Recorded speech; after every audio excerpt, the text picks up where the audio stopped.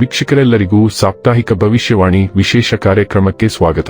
ಸ್ನೇಹಿತರೆ, ಮೇ ತಿಂಗಳ ಈ ವಾರದ ಆರಂಭದಲ್ಲಿ ಮಂಗಳ ಗ್ರಹವು ಮೇಷರಾಶಿಯಲ್ಲಿ ತನ್ನ ಸಂಚಾರವನ್ನು ಮಾಡಲಿದೆ. ಮಂಗಳ ಗ್ರಹವು ತನ್ನದೇ ರಾಶಿಯಲ್ಲಿ ಚಲಿಸುವ ಮೂಲಕ ರುಚಕ ರಾಜಯೋಗದ ನಿರ್ಮಾಣವಾಗುವುದು. ಜೊತೆಗೆ ಮೇಷರಾಶಿಯಲ್ಲಿ ಸೂರ್ಯನು ಕೂಡ ಚಲಿಸಲಿದ್ದಾನೆ. ಹಾಗಾಗಿ ಸೂರ್ಯ ಮಂಗಳನ ಸಂಯೋಗದಿಂದ ಆದಿತ್ಯ ಮಂಗಳ ಯೋಗದ ನಿರ್ಮಾಣವೂ ಕೂಡ ಆಗಲಿದೆ.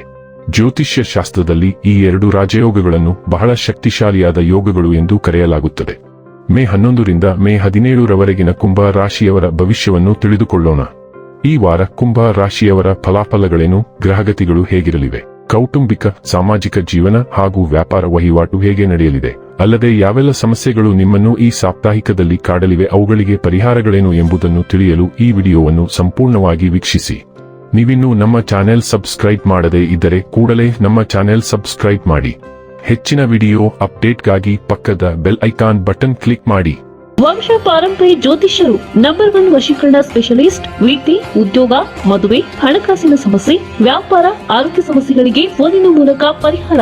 ಹಿಂದೆ ಕರೆ ಮಾಡಿ. ಸ್ನೇಹಿತರೆ, ಚಂದ್ರ ರಾಶಿಗೆ ಸಂಬಂಧಿಸಿದಂತೆ ಕೇತು 7ನೇ ಮನೆಯಲ್ಲಿರುವುದರಿಂದ ಈ ವಾರ ಬೀದಿಗಳ ಮೇಲಿನ ತೆರೆದ ವಸ್ತುಗಳನ್ನು ತಿನ್ನಬೇಡಿ. ಇಲ್ಲದಿದ್ದರೆ ಇದ್ದಕ್ಕಿದ್ದಂತೆ ನಿಮ್ಮ ಆರೋಗ್ಯ ಹದಗೆಡುವ ಸಾಧ್ಯತೆ ಇದೆ. ಅಂತಹ ಪರಿಸ್ಥಿತಿಯಲ್ಲಿ ಸ್ವಚ್ಛ ಮತ್ತು ಉತ್ತಮ ಆಹಾರವನ್ನು ಮಾತ್ರ ಸೇವಿಸಿ ಮತ್ತು ಸಾಧ್ಯವಾದರೆ ಪ್ರತಿದಿನ ನಿಯಮಿತವಾಗಿ ಸುಮಾರು 30 ನಿಮಿಷಗಳವರೆಗೆ ವಾಕ್ ಮಾಡಲು ಪ್ರಯತ್ನಿಸಿ.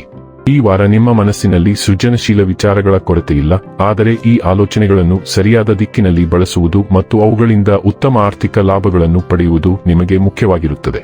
ಯಾಕೆಂದರೆ ಅದಕ್ಕಾಗಿಯೇ ಒಂದು ದೊಡ್ಡ ಹೊಸ ಆಲೋಚನೆಯು ನಿಮಗೆ ಆರ್ಥಿಕವಾಗಿ ಪ್ರಯೋಜನವನ್ನು ನೀಡುವ ಸಾಧ್ಯತೆ ಇದೆ. ಆದ್ದರಿಂದ ವ್ಯರ್ಥ ವಿಷಯಗಳಲ್ಲಿ ಸಮಯವನ್ನು ವ್ಯರ್ಥ ಮಾಡಬೇಡಿ. ನಿಮ್ಮ ಪ್ರಯತ್ನಗಳನ್ನು ಸರಿಯಾದ ದಿಕ್ಕಿನಲ್ಲಿ ಮುಂದುವರಿಸಿ.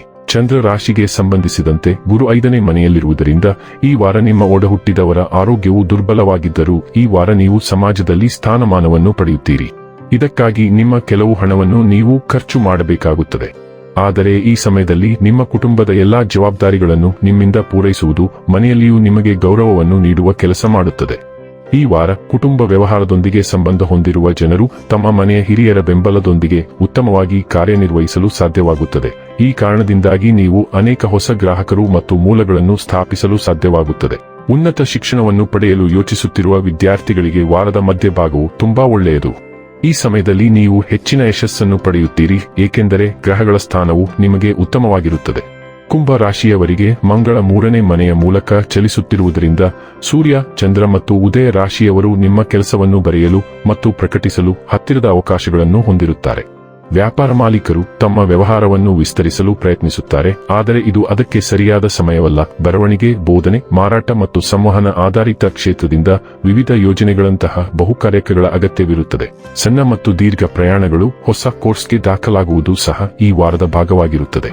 ಒಡಹುಟ್ಟಿದವರು, ಸೋದರ ಸಂಬಂಧಿಗಳು ಮತ್ತು ನೆರೆಹೊರೆಯವರೊಂದಿಗೆ ಸಾಕಷ್ಟು ಸಂವಹನ ಇರುತ್ತದೆ. 4ನೇ ಮನೆಯಲ್ಲಿ ಅಮಾವಾಸ್ಯೆ ಗಮನವನ್ನು ಒಳಮುಖವಾಗಿ ಮನೆ, ಕುಟುಂಬ ಮತ್ತು ಎಲ್ಲದರ ಕೆಳಗಿರುವ ಭಾವನಾತ್ಮಕ ನೆಲದ ಕಡೆಗೆ ತಿರುಗಿಸುತ್ತದೆ. ದೇಶೀಯ ಜೀವನದಲ್ಲಿ ಹೊಸದೇನಾದರೂ ಪ್ರಾರಂಭವಾಗಬಹುದು, ಆದರೆ ಅದು ಸ್ಪಷ್ಟ ರೂಪದಲ್ಲಿ ಬರದಿರಬಹುದು. ವಾಸಸ್ಥಳದಲ್ಲಿನ ಬದಲಾವಣೆ, ಮನೆಯಲ್ಲಿ ಹೊಸ ಜವಾಬ್ದಾರಿ ಅಥವಾ ಕುಟುಂಬ ಚಲನಶೀಲತೆಯಲ್ಲಿನ ಶಾಂತ ಬದಲಾವಣೆಯು ಈ ಅವಧಿಯನ್ನು ನಿಧಾನವಾಗಿ ರೂಪಿಸಬಹುದು.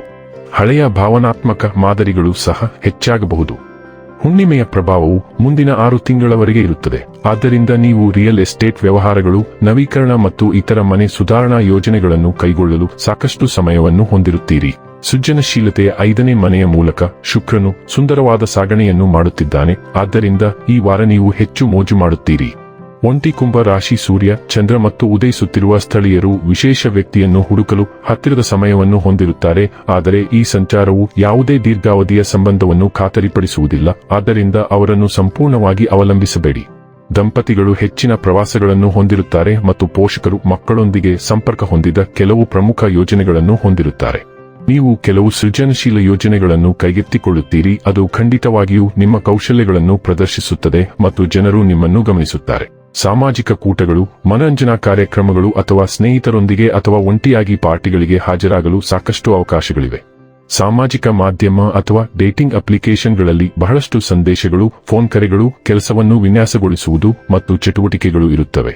ಇನ್ನು ಕೊನೆಯದಾಗಿ ಮಾಡಿಕೊಳ್ಳಬೇಕಾದ ಉಪಾಯಗಳ ಕುರಿತು ನೋಡುವುದಾದರೆ, ಶನಿವಾರ ಭಿಕ್ಷುಕರಿಗೆ ಆಹಾರವನ್ನು ದಾನ ಮಾಡಿ. ವೀಕ್ಷಕರೇ, ಇದಾಗಿತ್ತು ಕುಂಭ ರಾಶಿಯ ಜಾತಕದವರ ಮೇ 11ರಿಂದ ಮೇ 17ರವರೆಗಿನ ಫಲದ ಮಾಹಿತಿ ಇಷ್ಟವಾದರೆ ವಿಡಿಯೋವನ್ನು ಲೈಕ್ ಮತ್ತು ಶೇರ್ ಮಾಡಿ. ಹಾಗೆ ಚಾನೆಲ್ ಸಬ್ಸ್ಕ್ರೈಬ್ ಮಾಡುವುದರ ಜೊತೆಗೆ ನಿರಂತರ ವಿಡಿಯೋ ಅಪ್ಡೇಟ್ಸ್ಗಳಿಗಾಗಿ ಪಕ್ಕದ ಬೆಲ್ ಐಕಾನ್ ಕ್ಲಿಕ್ ಮಾಡಿ.